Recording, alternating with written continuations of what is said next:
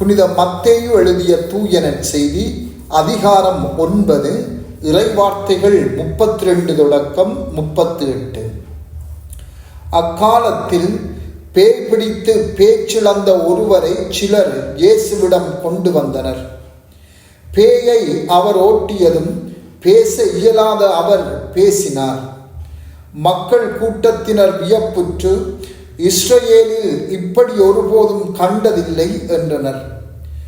ஆனால் பரிசேயர், இவன் பேய்களின் தலைவனை கொண்டு பேய்களை ஓட்டுகிறான் என்றனர். இயேசு நகர்கள் சிற்றூர்கள் எல்லாம் சுற்றி வந்தார்.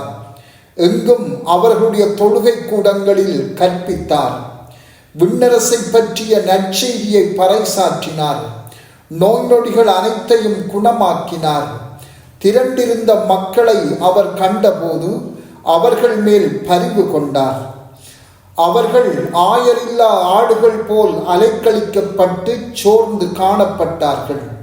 அப்பொழுது அவர் தம் சீடரை நோக்கி, அறுவடை மிகுதி, வேலையாள்களோ குறைவு. ஆகையால் தேவையான வேலையாள்களை தமது அறுவடைக்கு அனுப்பும்படி அறுவடையின் உரிமையாளரிடம் மன்றாடுங்கள் என்றார். சிந்தனை: இயேசு ஒவ்வொரு ஆன்மாவின் மட்டிலும் அதிக அக்கறை கொண்டுள்ளார். ஒவ்வொரு ஆன்மாவையும் மீட்பதில் அவர் ஆர்வம் கொண்டிருக்கின்றார்.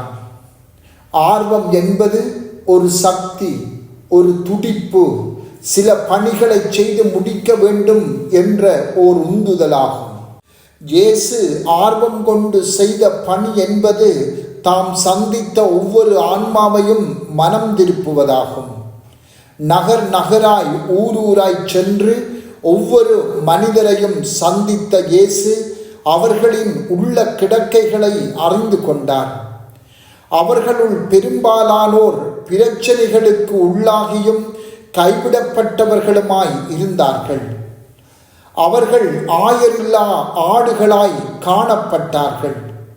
இந்த நிலை இயேசுவை பரிவோடு அவர்கள் பால் அணுகிச் செல்ல தூண்டியது எனலாம். அவர்களின் ஆயராக அவர் மாறினார். இதன் மூலம் அவர்களின் உள்ளத்து பிரச்சனைகளை களைந்துவிடவும் அவர்கள் தமது அரசை சேர்ந்தவர்கள் என்பதை அவர்கள் தெரிந்து கொள்ளவும் செயலாற்றினார். இயேசு பிரச்சனைகளோடு இருந்தவர்களையும் கைவிடப்பட்டவர்களையும் சந்தித்ததை நாம் சிந்திப்பது நல்லது. ஏனென்றால் அவர்களே நாங்கள் ஒவ்வொரு பிரச்சனைகளோடு வாழ்ந்து கொண்டிருக்கிறோம். தனிமை, குழப்பங்கள், நிச்சயமற்ற நிலைகள், ஒன்றுமில்லாத உணர்வுகள் போன்றவற்றோடு நாம் போராடி கொண்டிருக்கின்றோம். இது போன்ற பிரச்சனைகள் தங்களுக்கு இல்லை என்று யாரும் சொன்னால், ஒன்று அவர்கள் புனிதர்களாக இருக்க வேண்டும், அல்லது அவர்கள் நேர்மையற்றவர்களாக இருக்க வேண்டும். எத்தனையோ பெரும் புனிதர்கள் கூட தாங்கள் பிரச்சனைகளோடு வாழ்ந்ததை ஏற்றுக்கொண்டவர்களே. இறைவனுடனான ஆழமான ஒன்றிப்பு இத்தகைய பிரச்சனைகளை தீர்க்க வல்லது. அத்தோடு அவர்கள் தாங்கள் இறைவனின் குடும்பத்தைச் சேர்ந்தவர்கள் என்பதையும் உணர்ந்து கொள்வார்கள். தாங்கள் இறைவனுடைய மகன், மகள் என்பதை புரிந்து கொள்வார்கள். இந்த உண்மை அவர்களின் உள்ளத்தில் அமைதியை கொண்டு வரும். ஒருவர் பிரச்சனைகளுக்கு உள்ளாவதற்கு காரணங்கள் உண்டு. கடந்த கால கசப்பான நினைவுகள், முறிந்து போன உறவுகள், வழிகாட்டல் இல்லாமை, பெரும் பாவங்கள், கோபங்கள், தோல்விகள் போன்றனவாகும். ஆகவே நாங்கள் இங்கு சிந்திக்க வேண்டியது என்னவென்றால், எமது உள்ளங்கள் பிரச்சனைகளுக்கு உள்ளானவையா இல்லையா என்பதாகும். மேலும் கைவிடப்பட்ட நிலை என்பது பெரும் சிலுவையாக இருக்கும். இயேசு இந்த உலகிற்கு வந்தது எங்களை தமது குடும்பத்தோடு இணைத்து கொள்ள வேண்டும் என்பதை உணர்த்துவதற்காகவே ஆகும். எமது பாவங்களுக்கான மன்னிப்பை பெற்றுக்கொள்வதாலும் செப வாழ்வில் வளர்ந்து வருவதன் மூலமாகவும் நாம் கடவுளை நெருக்கமான முறையிலும் தனிப்பட்ட முறையிலும் அறிந்து கொள்ள முடியும்.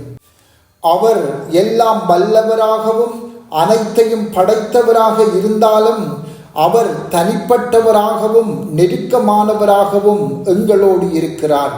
அத்தோடு எம்மோடு அன்பின் உறவுகளை வளர்த்து கொள்ளவும் விரும்புகின்றார்.